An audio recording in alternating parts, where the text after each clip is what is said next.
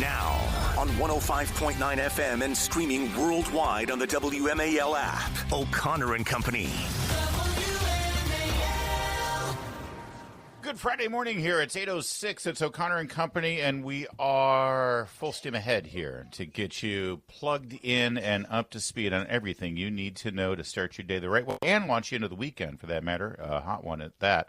At 8:35, 30 minutes from now, we'll talk to Chuck Thies, D.C. political analyst, talk about the deal for the Washington football team, whatever it's going to be called, and also Senator Mike Lee's bill that will revamp the way the district council does their business, with a little bit more transparency.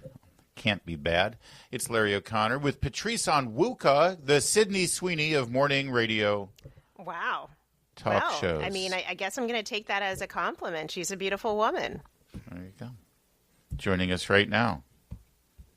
It's one of our faves. He's a good guy. He's a quirky dude. He's forgotten more about the economy than most people will ever know. Absolutely. He is senior fellow at the Heritage Foundation, co-founder of Unleash Prosperity, co-author of the book, The Trump Economic Miracle. He's Steve Moore. Good morning, Steve. Good morning, guys. But I'm the Tom Cruise of economics. Sure. Wow, wait, who said that? All right, Steve. Is that on your business card? I don't know why, but I'm introducing everybody as if I'm the ring announcer at a Hulk Hogan match. I'm just inspired by the Hulkster. Steve, that was quite a scene yesterday. First of all, it's extraordinary for any president to go and visit the Fed, even though it's, they're kind of next door neighbors there. But what was at play here with all of the quibbling and the squabbling over the overruns of the construction deal? You don't want to mess with Trump on a construction project. But then the underlying issue, which is Jerome Powell has just got to lower these rates. Yeah, well, first of all, I mean, I think Trump wanted to go see the Taj Mahal that they're building over there. And look, I'm wondering if there's a hot tub in Jerome Powell's office now. $2.5 billion is outrageous, and it's symbolic. Actually, it's why Americans hate the swamp, Larry and Patrice, because we spend money like it's candy. This project should have cost few $1 million, not a few $1 billion. There's plenty of office space in Washington D.C. by the way these days. The story. It has marble staircases and it has waterfalls, and the Fed really needs that. And so this is outrageous. And Jerome Powell is the one who oversaw the project, and it's also symbolic because this is the guy who is always lecturing Congress about spending too much money, and they do spend too much money. And then he has oversight of this project, and he, what's the old saying? Charity begins at home. And if you can't control your expenditures at the Fed, you probably shouldn't be wagging your finger at Trump and saying you're spending too much money. And look, one other thing is, look, Jerome Powell has a bad record. He has been a bad chairman of the Federal Reserve Board. He is the one who allowed inflation go up to 9% under Biden's presidency and wrecked the economy. Well, Steve, I mean, there's been so much good news, right? We have investment rising again. Coming out of Q1, we're seeing companies in advance of the One Big Beautiful Bill passing. They're expecting that full expensing. We're seeing consumer sentiment ticking back up again, small business sentiment rising again. Do you see enough evidence for Jerome Powell and the Federal Reserve to cut rates next week? Because I think we all do, right? Well, I mean, that's a good question about whether the Fed should be lowering it. But incidentally, I don't know if you guys have seen this story. It's just broken in the last couple hours about have you seen the DNC ad? The new DNC ad that claims... No, not yet. Oh, on the price of groceries? Yes, we were going to get to it later in the show. It's an amazing story. This is going to go down in the annals of political history as maybe the worst political ad of all time. So it has a chart in the ad, Patrice, you haven't seen it yet, of the rising prices of food under Biden, and then says, look what Trump did to the economy. I mean, it's goodness. They pulled it. By the way, they pulled it down, and they're trying to move on to the next one. But prices went significantly up under Biden. Obviously, everyone knows that food prices went up by over 25%. And here's why I'm a little squeamish about this idea of let's continue to lower interest rates. The problem with that is that, look, everything is going really well with the economy right now. Patrice, you're exactly right. Low inflation, low unemployment, a lot of jobs out there, record stock market, business confidence up, consumer confidence up. All the signs are positive. The one thing that could really derail the Trump economy would be if inflation comes back, because then people really would be upset about the prices, going to the grocery store and the gas pump. And so when you lower rates, you're pumping more money into the economy, and I worry that might put some pressure on prices. But look, Trump is a real estate guy. You were talking about this, Larry. He knows about construction. He knows about building things. Real estate people love low interest rates, right? Yeah. I mean, he loves, and I'm like, well, maybe we should hold back a little bit. I could go either way on this, but here's the thing that you guys should know, though. Remember what happened 6 weeks before the election? Powell starts lowering rates, right? Yeah. Even though inflation is still high. Right. And now the inflation is pretty tame, and he won't lower rates. So he's got to explain that. I think he was putting the thumb on the scale because he wanted Kamala Harris to be the next president.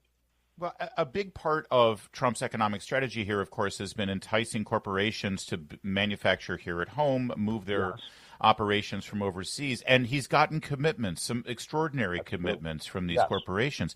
Well, to ramp up manufacturing again here in the United States, that means major capital outlays, major investments in real estate and in equipment.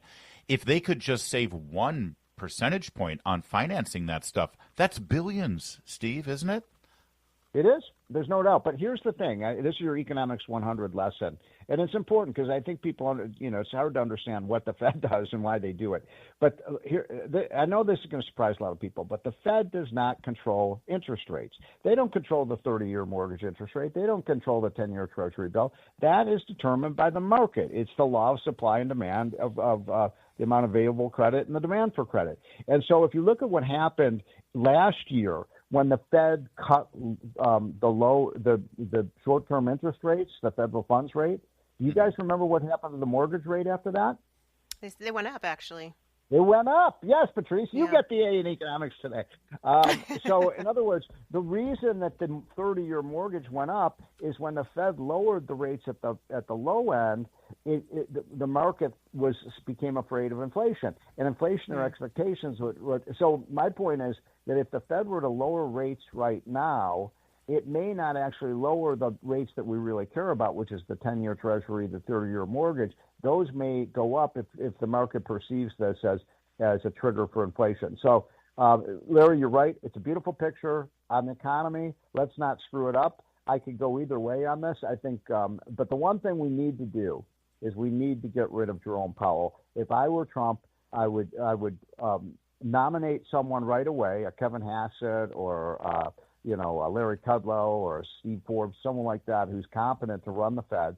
Let Jerome Powell serve out his term, and then we're going to get a beautiful picture. But I don't think now is a great time to be, because the market would have a very negative reaction if Jerome Powell were fired, I think, because they worry that, oh, gosh, now it's too political, et cetera. And you don't want Mr. Bessent leaving his position at any time, because his name has been what a star he has been. I mean, he has really been, and I've been friends with Scott for 5 or 6 years, and he's the star in Washington today, no question about it. So don't touch him. Leave him right there at Treasury. Don't mess with a good thing. You don't choose quarterbacks when you have one. And look, I have to say that this is an economy that is going to get better and better. I'm super bullish right now. And once we get Jerome Powell out of there, it's going to be even better. All right. So saith the sage, Steve Moore, over at Heritage Foundation. I'm surprised, by the way, that Patrice knows more about economics than you do, Larry. Come on. I've been trying to teach you this stuff. First of all, you shouldn't be surprised about that at all. And secondly, I like to defer. It's not always about me, Steve. All right. Well, we're taking you back to Econ 101. Of course it is. Thanks, Steve Moore. Good to talk to you. Thanks, Steve. It's 8:16. WMAL, making sense of the news. Live from the Home Paramount Pest Control Studios. Home Paramount, the leader in pest control since 1939. The Hulkamaniacs are screaming as Hulk Hogan makes his way to the squared circle. The heyday of world wrestling, as you pointed out earlier, Patrice, when it was the good old WWF before the That's right. environmentalist groups sued them and World they Wildlife changed it Fund to got, WWE. so sad. But Hulk Hogan absolutely was an iconic figure, transcended entertainment genres for decades, and he passed away yesterday. And I think it hit people a lot harder than they expected because, I don't know, he just represented youth and innocence and good times and upbeat, positive attitude. And, he was like for a long time, for a little while in the career with this sort of, these characters all take turns. And he did this whole NWO, the New World Order of Wrestling, and he was a bad guy for a little while. But then he came back and he was a good guy again. Yes, I remember that. But it was always about kids drinking their milk and doing their exercise and doing their homework and, saying their prayers. And he was Hulk Hogan, man. And Well, and he was him. older, but he seemed so full of life and vibrant. Like, he looked like he could bench press you, like that. He could. At his age, which he probably could. He could bench press me for sure. Well, and you're right. He certainly had energy. Let's not forget, as he introduced Donald Trump a week after the assassination attempt last summer, he lit that arena on fire. Remember this? But what happened last week when they took a shot at my hero and they tried to kill the next president of the United States? Enough was enough, and I said, let Trumpomania run wild, brother. Let Trumpomania rule again. Let Trumpomania make America great again. As he rips off the T-shirt to reveal the Trump van shirt underneath. You just want to charge headfirst through a brick wall when he does stuff like that. Okay. Well, maybe not me, but yeah, I was jumping up on my feet when I was watching that during. So here's the thing, Patrice. When anyone in Hollywood and entertainment, music industry, or athletics who was an outspoken activist on behalf of a Democrat politician passes away, they may make reference to it maybe in the last paragraph or something, or sometimes they don't even make reference to it at all, the media. They just talk about their role as an entertainer, right? Not so with Hulk Hogan. You noticed a trend this morning when you were perusing the headlines about how Hulk Hogan suddenly is being described. Let me read some of these ridiculous headlines, Larry. Rolling Stone. Hulk Hogan, wrestling superstar, turned right-wing hero, dead at 71. What do you mean?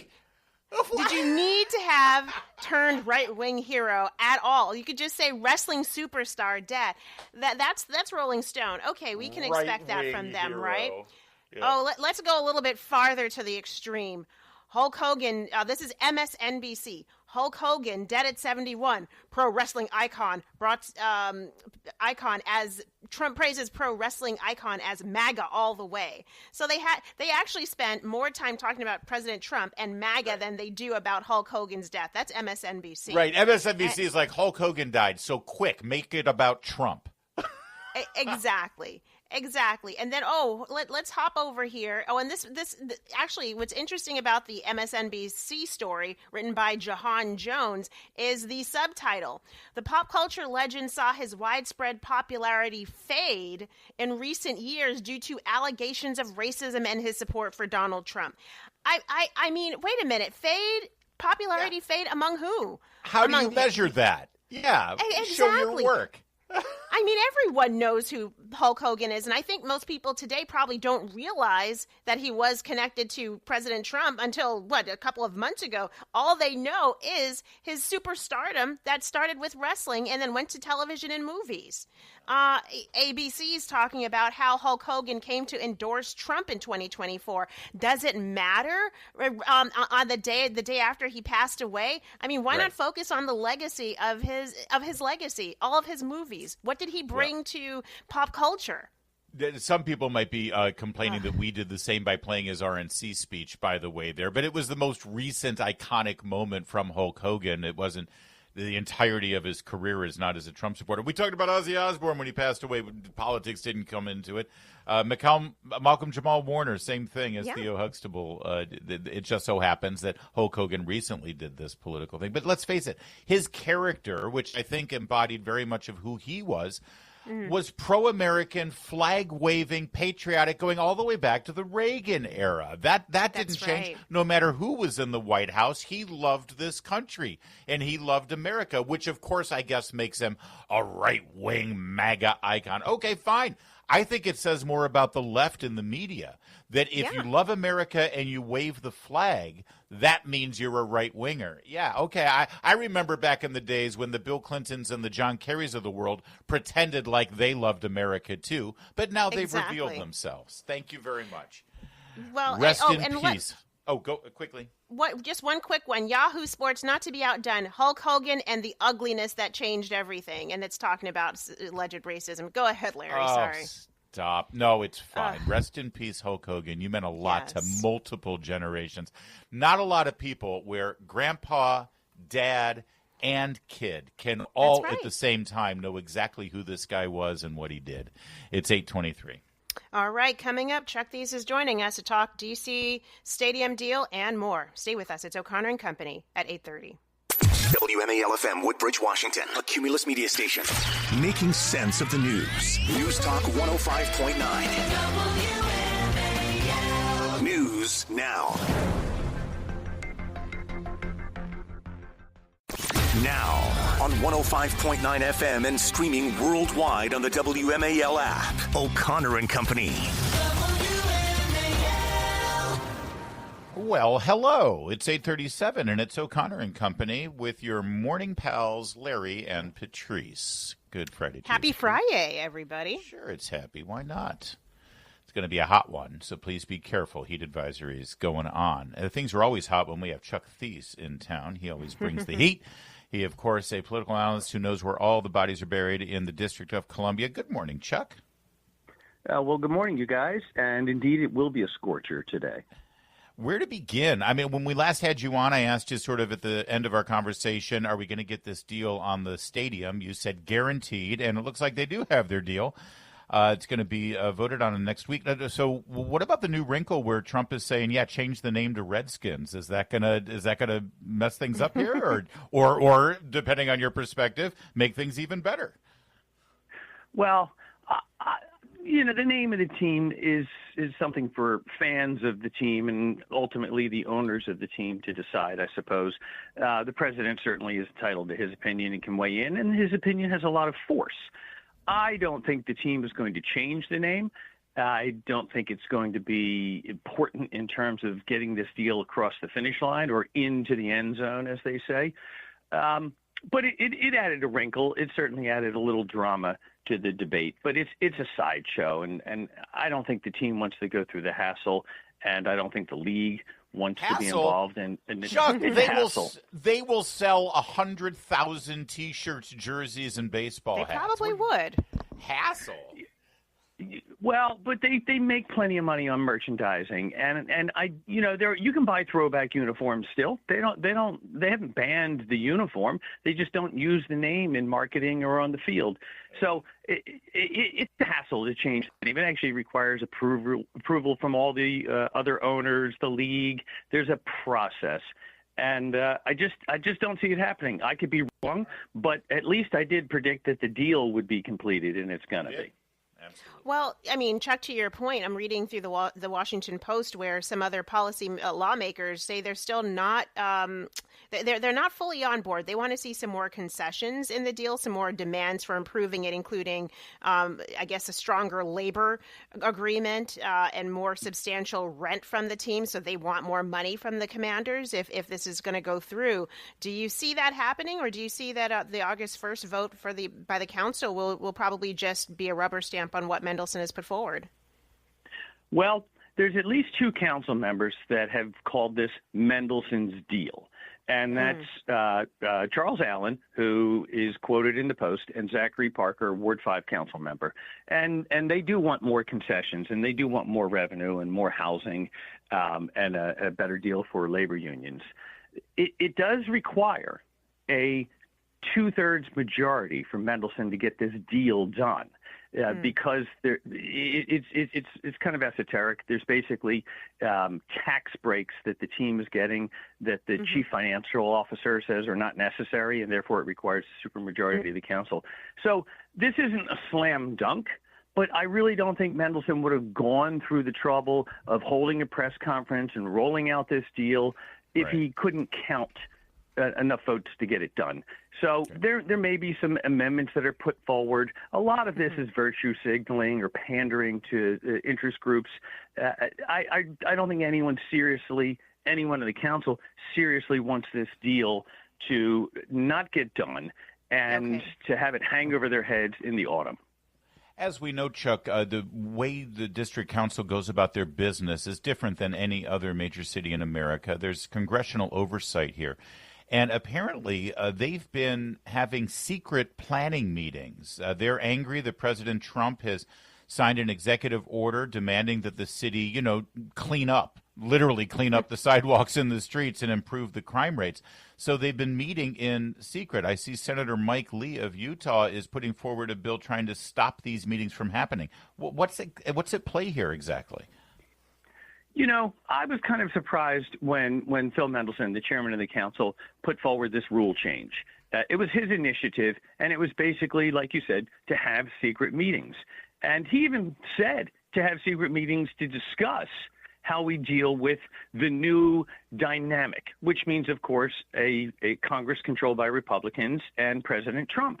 And I was really surprised that he did this because the council has always been one of the more transparent bodies. Now, that doesn't mean that lawmakers don't get together and sometimes have discussions about official business and policy in private. Of course that happens. And of course, those discussions are technically subject to open meetings laws.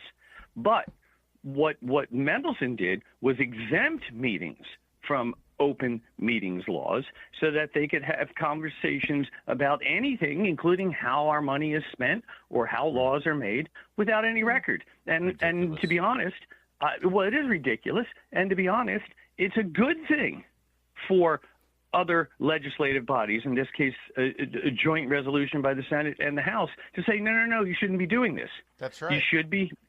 What have they got to hide? Well, exactly. What have you got to hide? And so what I would like to do is see the council eliminate this rule on its own. I would like them to understand that this was a bad idea and do it on their own. And they may. If they're smart, they would, because they keep talking about how they want autonomy and they want it. Well, then maybe you should act like grown-ups without having the Congress tell you what to do. Chuck, real fast, and I do mean real fast, when Initiative 82 was first proposed, that has to do with the minimum wage for restaurant workers and tips. We said this is going to result in the closing of restaurants. And, well, lo and behold, look at this. Nearly twice as many restaurants closed in D.C. this year than at the same point last year.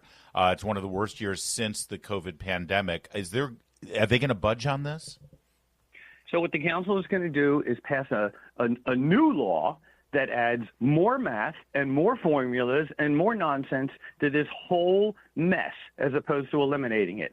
So what they're going to do is they're going to take something that's broken and try to fix it by breaking it more. They're not going to fix this. Restaurants are going to still suffer, and customers are going to still be angry that there's hidden fees and surcharges. The only way to solve this problem is to go back to the original way of managing restaurants, which is, of course, waiters and waitresses get tipped. It was simple. Yeah. It worked. It worked for decades. It works everywhere else in the country. Exactly. And by the way, you just said restaurants close, and who suffers? The people who work in the restaurants, who are now out of work. But the district council feels good about themselves. All right. Thanks, Chuck. Always good to talk to you. Stay cool today. It is 8:44. Mark Levin, weekdays 6 till 9 on 105.9 WMAL, making sense of the news. Oh, we talked about Sydney Sweeney earlier, sort of the it girl right now. Well, back in the early 2000s, Lindsay Lohan was the it girl, and she is back. What a return. A sequel to Freaky Friday called Freakier Friday, reuniting Jamie Lee Curtis and Lindsay Lohan. Bad. It's going to be bad. I just saw the trailer. Larry, they're adding 2 more characters in. It gets really complex. I would skip it. They have no new ideas in Hollywood. No originality. It's sad. It really, and by the way, Lindsay Lohan is kind of unrecognizable. She's obviously had. She does look very different. It's not just the blonde hair. On her face. Yeah, I don't know what's going on there. And of course, Jamie Lee Curtis on the red carpet at the premiere has to bring up politics. She wants to politicize her new movie. Here, take a listen. It's bad. He's a great, great guy. They just cut NPR and, public broadcasting. Yes, they're trying to silence people, but that won't work. It wonnt work. We will just get louder. Yeah, give us some of her bucks from Freakier Friday. Yeah. Send it over to PBS. There you go. Yeah, exactly. And she's talking about Stephen Colbert there. But people being, okay, we'll skip it. 8:53.